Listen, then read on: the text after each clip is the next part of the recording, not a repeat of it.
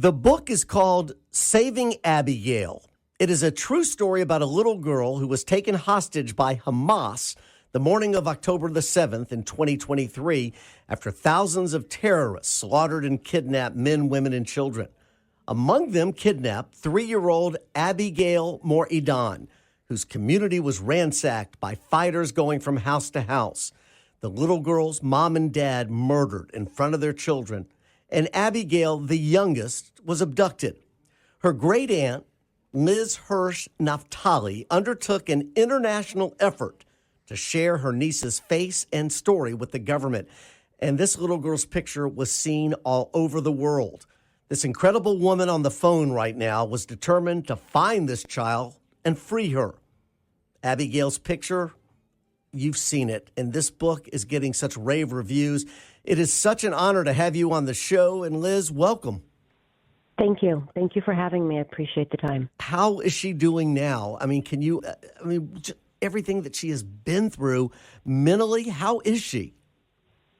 So, look, she just turned 5. Her 4th birthday was as a hostage in Gaza. She was released 2 days after she turned 4. So her 5th birthday, which was a few weeks ago, was a huge celebration. It was a miracle because she is able to go to school and play with her friends and do what little kids are supposed to be doing. And, you know, as adults, we think back to where she was, what she saw on October 7th, witnessing the murder of her parents, and what she saw as a hostage for 51 days.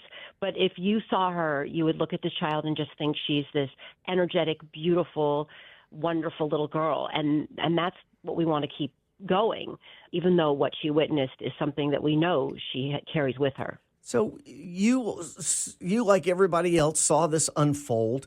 Were there pictures of this child and you go, oh my God, that is Abigail?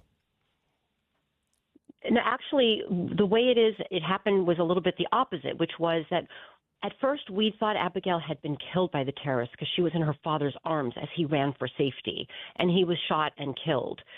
So we didn't know that Abigail had actually survived until a few days. As you said, there were thousands of Hamas terrorists that came, and on this community, there were hundreds. So it took a few days for everyone to figure out what had happened, but Abigail was nowhere to be found. So we learned that she was a hostage. And what I did was I was invited by somebody, just called me and said, come with me to Capitol Hill and we're going to talk about the hostages and what happened. And I said, I'm going to bring her picture. I made hundreds of copies of this little girl, this beautiful little girl with a red background, and I shared it with everyone on Capitol Hill, including staff and leaders, and when I went and did press. And I just thought, you know, we needed to show what the face of this hostage looks like. She's 3 years old.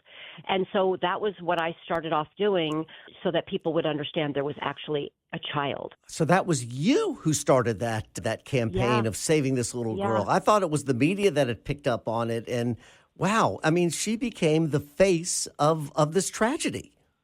Yeah, because we needed people to understand, especially here in America, that this was a 3-year-old child. And these hostages right now, I just say to you, there's 100 people. They're children, women, and men. And when we say just hostages, people don't understand. They could be our child or our grandchild or our parent. And so that's why, for me, people seeing Abigail's face was so important. There were over 35 kids that were kidnapped that day under the age of 18, babies. But what happened was, because I was in this unique position being back in America after being there in Israel on October 7th, was to show the world through the U.S. government, you know, Dems and Republicans, and through our press, what this child looked like and who she was. You know, I hate to say this, I just haven't heard anything about the situation with the hostages in weeks after the election. What are you hearing? Do they feel hopeful that things could get resolved with a new administration in the White House? You know, first, you bring up a really good point. You haven't heard anything. And we have right now 7 Americans, 7 of our fellow Americans who are being held hostage. 46 Americans were killed on October 7th. And I think it's just like it's not been in the press because there's so much other stuff. And yet also people have said, oh, these people have been gone so long. It's been 433 days. So that's why I kind of bring up these points so that your listeners and you understand that we're out there trying to make a message as hostage families. And while I am blessed that Abigail has been released, I have written this book to tell the truth of October 7th. Saving Abigail, the book, is to make sure people know what happened. But that's just one piece of it, and we do press.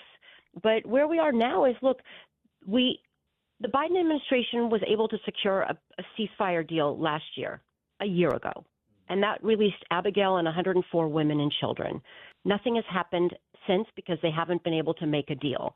Here we are now with the Trump administration coming in and President-elect Trump speaking very powerfully about the importance. And, you know, he said there'll be hell to pay, which is we have to get these hostages and we have to figure out how to cease the fighting. But the hostages must be released. So when you ask that question, we now have both the Biden administration, who's been continuing and are doing work, and there are negotiations going on in Cairo and in Doha. But you also now have the Trump-elect, his administration people also working on this. And so while they're not necessarily always working together, both sides are working to make this deal happen. And that's a new piece. And we see that there is some movement. So we have optimism once again after a long time. I mean, you can see the parents every single day. They have to take that piece of tape off their clothing, put a new piece of tape on with a new day of how many days their loved one has been missing. Where do you live, Liz, by the way? Where are you calling? Well, I happen to be in Palm Beach today, but I live in New York. But I spend a lot of time really traveling. I'm in D.C. with the other hostage families, and we advocate there with leadership. And, you know, we've kept this non-political. We've kept the hostages Dems and Republicans support, which has been important, and we still have that. And so, you know, I travel a lot to Israel to be with the family and to do advocacy there. But right now, you know, I look at this situation as, and you talked about like taking that tape every day and at 433, but you have to also write the day. You have to put it on you. And remember. And you have to realize. And remember, and most of us don't even think about, like, if we don't talk to our child or our parent or our friend in a day, we can reach out to them. Yep. These families haven't seen or heard from their loved ones in 433 days. Think about what that means.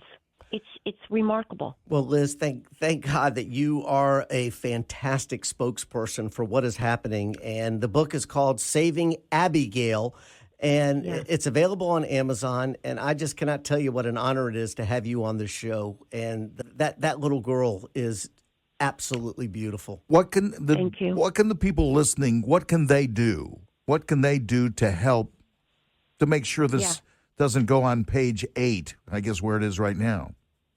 Well, it's a great question. And where I think people can help, and it can be through communities or through social media or anytime anyone, and just this moment here, is to give us a voice, tell the story. You know, if people who are listening to this saying, I didn't even know there's hostages, or I don't even know what this story is really about, you know, first you can go online and you can get Saving Abigail, and it tells what happened on October 7th, and it pretty much goes till very recently with this hostage situation. So people who want to get to know what happened, that's important. But then elevate our stories, push this subject, remind our fellow Americans that we have these people who are hostages. And I think that, you know, we can't go in and negotiate, because if we could have, I would have already been there and some other people would have been. But what we can do is push our leaders, Democrats and Republicans, to make a deal, push the U.S. government, continue to push for the Biden administration and then President-elect Trump's administration coming in to keep doing this work.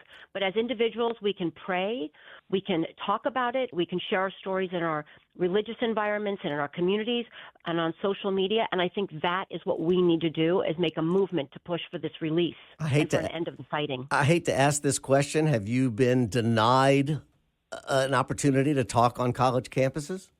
I mean, have there been protests about your coming? Yeah, that's an interesting one. Last year, that wasn't something that we could really do. Really? But this year, we see that in the college campuses, you know, I've gone and spoken on a couple, and I'm looking forward to speaking in many more and telling just the truth and really getting out what happened. And I know that others in the movement of anti-Semitism and other leaders are also getting there. And I believe that there's an appetite in the universities this year, especially to really tell stories that are the truth and to not let narratives that have changed the truth generally run what's going on the campuses. So there is that change. Don't you think the Biden administration, looking for a legacy, I believe, what a great legacy that would be if you could free the hostages before his term comes to an end? Listen, for his legacy, but I'm going to say something. You know, the American hostage families have had a very unique opportunity to go in and speak with President Biden on a few occasions, the Vice President Harris. But we've worked with Jake Sullivan and Brett McGurk and Tony Blinken, the leaders that he has in the region. And that's been very unique. But one of the things that I will say is, you know, President Biden, his legacy, yes, he made sure that 105 women and children were released. Gotcha. That is his legacy. Okay. But he would look at you right now and say, I have still failed because I haven't gotten everyone home. But the thing that people need to understand is these hostages can't wait. It's cold, they're sick, their body systems, their immunity systems are depleted.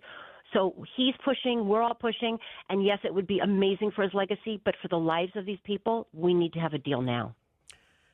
Her name is Liz Hirsch Naftali, and the book is called Saving Abigail. It's on Amazon.